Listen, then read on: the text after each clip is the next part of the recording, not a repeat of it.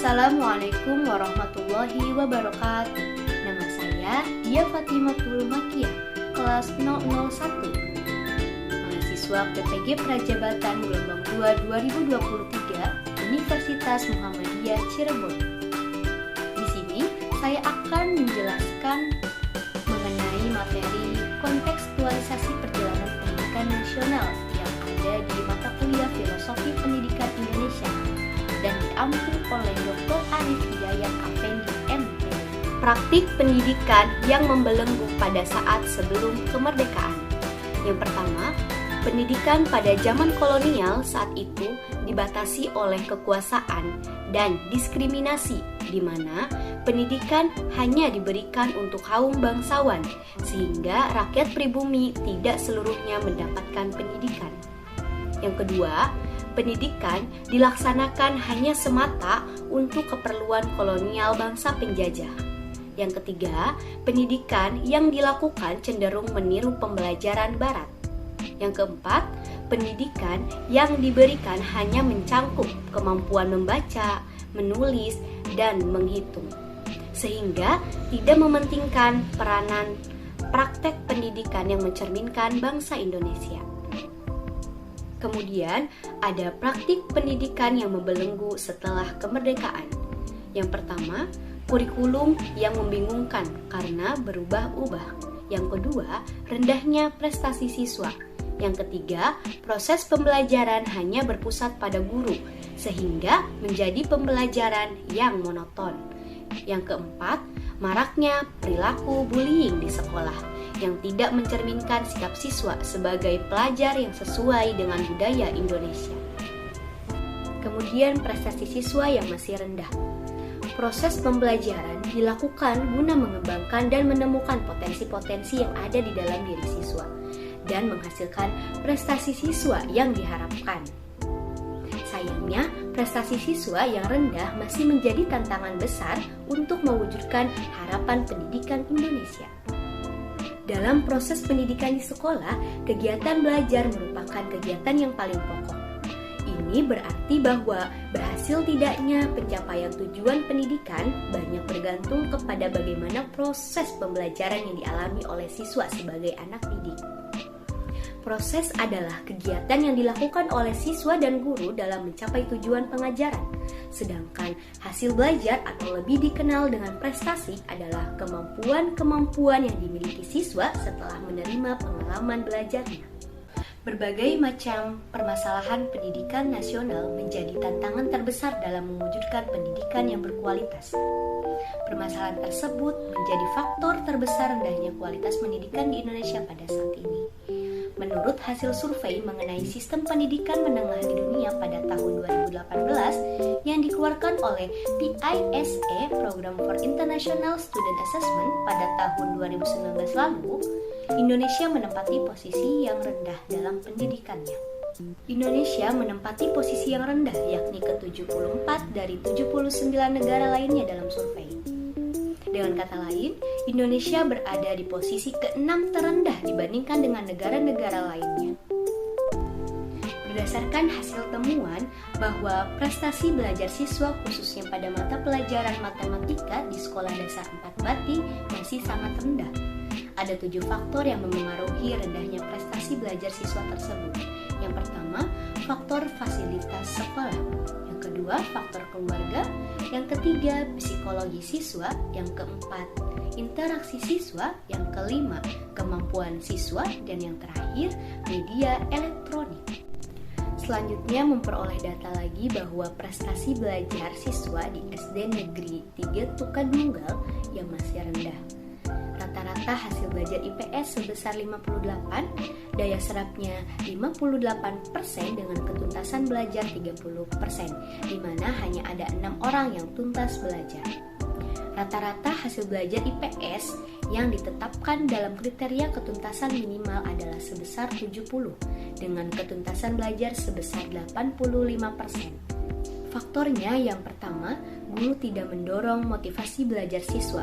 Yang kedua, siswa tidak tertarik dengan pembelajaran IPS. Yang ketiga, guru tidak menerapkan model-model pembelajaran dan media pembelajaran. Tentu saja, hal hal ini tidak sesuai dengan konsep dasar pemikiran Ki Hajar Dewantara, yaitu ing madya mangun karsa. Secara harfiah berarti di tengah-tengah membangun. Tuturi Handayani, seorang harus memberikan dorongan moral dan semangat kerja dari belakang. Artinya, kita sebagai pendidik harus bisa membangun ide dan gagasan, dan harus bisa memberikan motivasi serta dukungan kepada murid-muridnya. Untuk mengatasi permasalahan tersebut yaitu dengan memerdekakan peserta didik. Dapat dilakukan dengan menerapkan model pembelajaran problem based learning, project based learning, metode diskusi, metode demonstrasi, dan lain sebagainya, di mana model dan metode tersebut dapat memberikan kesempatan peserta didik untuk berkolaborasi dengan peserta didik lainnya. Model-model pembelajaran tersebut sudah menjadi keharusan guru untuk menerapkannya di dalam proses pembelajaran kurikulum merdeka. Konsep pendidikan yang memerdekakan peserta didik ialah melaksanakan pembelajaran yang memberikan kesan belajar tanpa tekanan, pembelajaran yang menyenangkan, bebas bereksplorasi secara mandiri, dapat mengemukakan gagasan, dan berkolaborasi dengan sesama peserta didik. Satu hal yang sama dari praktik yang membelenggu pada saat sebelum kemerdekaan dan setelah kemerdekaan, yakni tindakan diskriminasi, yang mungkin untuk saat ini marak terjadi, yakni mengenai perlakuan bullying di sekolah. Fenomena bullying adalah hal yang sebenarnya telah lama menyelimuti dan menghiasi dunia pendidikan. Namun, kasus bullying dalam dunia pendidikan saat ini semakin marak terjadi, sehingga seolah dianggap sebagai hal yang lumrah dan memberikan kesan bahwa sekolah bukan lagi tempat yang nyaman dan aman bagi peserta didiknya.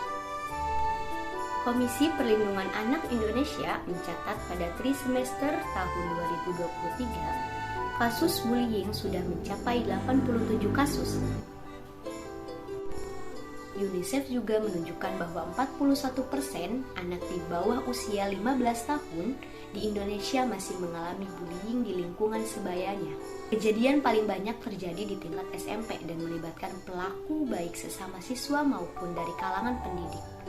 Dalam beberapa kasus tersebut, satu insiden bullying telah menyebabkan korban jiwa. Dari sekian banyaknya kasus tersebut, salah satu kasus bullying yang telah memakan korban jiwa yakni siswa yang masih duduk di bangku kelas 1 SD di Kota Medan, meninggal dunia setelah mendapatkan kekerasan fisik oleh 5 kakak kelasnya. Kemudian, perilaku bullying juga dialami oleh seorang siswi SD di Gresik, di mana mata siswi tersebut ditusuk hingga mengakibatkan kebutaan secara permanen. Selain itu, ada juga kasus bullying yang sempat viral, yakni kasus bullying yang dialami oleh siswa SMP Negeri 2 Cilacap yang dihajar oleh teman sebayanya hingga mengalami luka-luka berat pada tubuhnya. Kemudian kasus lainnya juga dialami oleh siswi SMA di Langkat, di mana siswa tersebut diolok-olok dan disertai dengan tindakan penarikan hijab, sehingga hijab tersebut terlepas dan mengakibatkan rambut siswi tersebut terurai di khalayak umum. Sebagai tempat tumbuh perkembangannya anak, perundungan seharusnya juga tidak terjadi di lingkungan masyarakat. Sebagai tempat sosial, hendaknya terbentuk lingkungan yang harmonis. Sebagai tempat menimba ilmu, perundungan seharusnya tidak terjadi di satuan pendidikan. Pihak sekolah harus menciptakan lingkungan belajar yang aman dan menyenangkan bagi anak-anak, kehidupan pergaulan yang harmonis, dan kebersamaan antar peserta didik dengan tenaga pendidik, orang tua, serta masyarakat. Tindakan ini juga sebagai bentuk pencegahan perundungan di lingkungan anak-anak.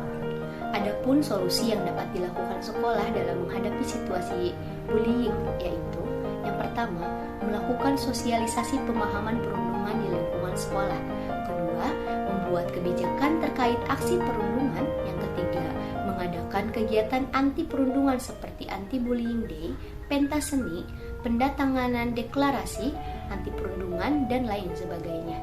Yang keempat, menciptakan jalur komunikasi yang terbuka bagi peserta didik, khususnya yang menjadi korban bullying. Yang kelima, membentuk lingkungan sekolah yang aman dan menyenangkan.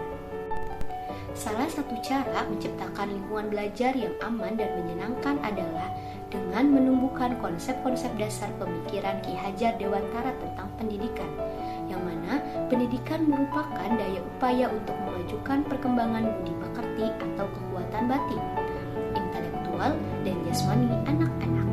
Selain itu, upaya yang mencapai pendidikan yang memerdekakan pendidikan hendaknya harus pula memerdekakan manusia, merdeka batinnya, pikirannya, dan juga tenaga